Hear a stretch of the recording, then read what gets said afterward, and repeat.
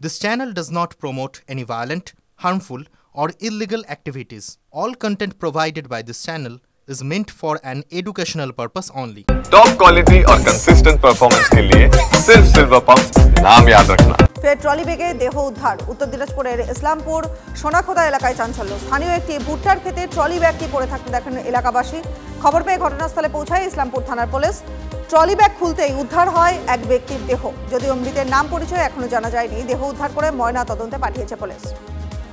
Male body identified approximately 45 to 50 age হবে। কোনো আঘাত রয়েছে শরীরে? ওগুলো আমি এখন কিছু বলতে পারবো না। মানে কি এগুলো আনঅফিশিয়াল ম্যাডাম, কি দেখা গেছে? একটা male body identified in a trolley bag. সুটকেসের মধ্যে একটা। না, এগুলো আমি কিছু বলতে পারবো না।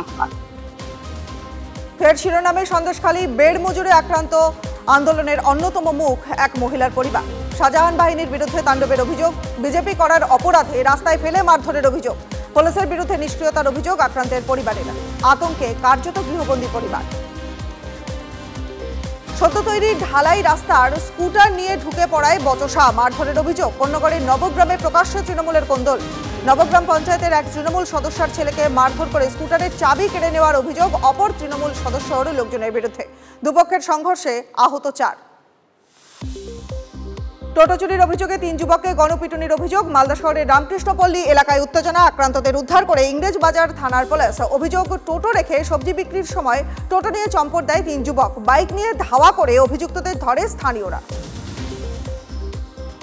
দিনাটায় প্রাথমিকে চাকরি দেওয়ার নামে মহিলাকে ধর্ষণ এবং টাকা হাতানোর অভিযোগ। নির্যাতিতাকে পুলিশের নিরাপত্তা দিল হাইকোর্ট। পাশাপাশি নির্যাতিতার বিরুদ্ধে এফআইআর দায়ের হয়েছিল।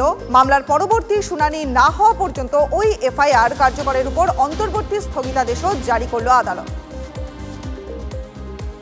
জমি বিবাদের জেরে আক্রান্ত বিজেপির বুথ সভাপতি এবং তার ছেলে। দেগঙ্গার ঝিকড়া কলোনি এলাকার ঘটনা। আশঙ্কাজনক অবস্থায় বারাসত জেলা হাসপাতালে ভর্তি বুথ সভাপতি জগন্নাথ দাস।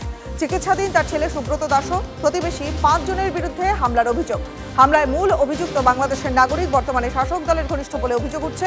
ঘটনার পর থেকেই পলাতক অভিযুক্তরা। ঘটনার তদন্তে দেগঙ্গা থানার পুলিশ।